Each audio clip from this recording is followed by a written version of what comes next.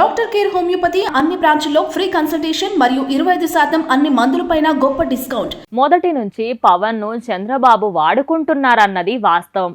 కానీ పవన్ కళ్యాణ్ మాత్రం చంద్రబాబు ఏం చేసినా తన మంచి కోసమే అన్నట్లుగా బిల్డప్ ఇస్తూ వస్తున్నారు. చంద్రబాబుతో పొత్తులు వాస్తవానికి పవన్ ఫ్యాన్స్ కు, జనసేన క్యాడర్ కు అస్సలు ఇష్టం లేదు. వారు వ్యతిరేకిస్తున్నారు. కానీ పవన్ మాత్రం తన నిర్ణయాన్ని వ్యతిరేకించేవారు పార్టీ నుంచి వెళ్ళిపోండి అంటున్నారు. పవన్ కళ్యాణ్కు ఉన్న ఆశ ఏంటంటే చంద్రబాబు ఎన్నాటికైనా తనను సీఎం చేస్తాడని అనుకుంటున్నారు. కానీ ఆ ఆశలపై తాజాగా నారా లోకేష్ నీళ్లు చల్లాడు. వచ్చే 5 ఏళ్లు చంద్రబాబే సీఎంగా ఉంటారని స్పష్టం చేశారు. ఇంకేముంది, ఆ మాటలు ఇప్పుడు జనసేనలో మంటలు రేపుతున్నాయి. పార్టీ క్యాడర్లు రగిలిపోతున్నారు. పార్టీ పెట్టి 10 ఏళ్లైనా ఇప్పటి వరకు అడుగు ముందుకు పడలేదు. ఎంత మోసం!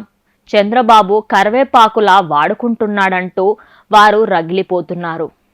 చంద్రబాబుతో జైల్లో పొత్తులు పెట్టుకొని చర్చల తర్వాతనే గౌరవప్రదమైన సీట్లు ఇవ్వాలనే డిమాండ్ చేస్తామని పవన్ అన్నాడు. కానీ ఇప్పుడు లోకేష్ ఇలా ప్రకటన చేయడం ఏంటనేది జన సైనికులు మండిపోతున్నారు. టీడీపీ కోసం తాము ఎన్నో అవమానాలు భరిస్తున్నామని, చంద్రబాబు కోసం బీజేపీతో కూడా తెగదెంపులు చేసుకుంటే ఇలా అవమానిస్తారా అని రగిలిపోతున్నారు. ప్యాకేజ్ తీసుకుంటున్నారని, జనసేనను టీడీపీ దగ్గర తాకట్టు పెట్టారనే ఆరోపణలు వస్తున్నా మౌనంగా భరిస్తూ ఉన్నామని, ఇక ఆలోచించుకోవాల్సిన సమయం వచ్చిందని పార్టీ క్యాడర్లు బహిరంగంగానే చర్చించుకుంటున్నారు. అసలు పవన్ కళ్యాణ్ను అటు కేంద్రంలో మోడీ అయినా, ఇటు చంద్రబాబు అయినా గౌరవం ఇస్తున్నారా అంటే ఆయన వెనుకాల ఉన్న అభిమానులు, యువత, క్యాడర్ వీళ్ళను చూసుకొనే కదా. మరి అలాంటి తననే పార్టీలో ఉంటే ఉండండి, లేకపోతే వెళ్ళిపోండి, నాది మాత్రం చంద్రబాబు దారే అని చెబుతున్నారు పవన్ కళ్యాణ్. దీంతో అసలు పవన్ కళ్యాణ్ అమ్ముడు పోయాడేమో అనే చర్చ పార్టీ క్యాడర్లో మొదలైంది.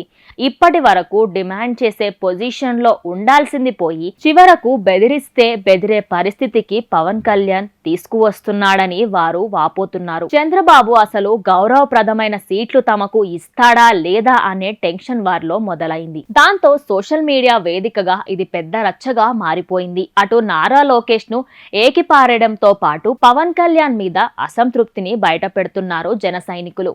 నిన్న కాక మొన్న తెలంగాణలో చంద్రబాబు మోసం చేసి పార్టీకి డిపాజిట్ కూడా రాకుండా చేశారు. అయినా సరే తమ పార్టీ అధినేతకు బుద్ధి రాలేదని వారు చర్చించుకుంటున్నారు. ఏదేమైనా వచ్చే ఎన్నికల్లో టీడీపీతో కలిసి వెళ్తే పార్టీ బలహీనపడే అవకాశాలు ఎక్కువగా ఉన్నాయి. ఇప్పుడే బహిరంగంగా చంద్రబాబు సీఎం అని ప్రకటిస్తుంటే పవన్ కళ్యాణ్ నోరు మెదపకపోవడం జన సైనికులకు జీర్ణించుకోలేకపోతున్నారు. ఇప్పటికిప్పుడు పవన్ ఏదో ఒక యాక్షన్ తీసుకోకపోతే తాము వేరే పార్టీలోకి వెళ్ళిపోతామంటూ సోషల్ మీడియా వేదికగా పోస్టులు పెడుతున్నారు.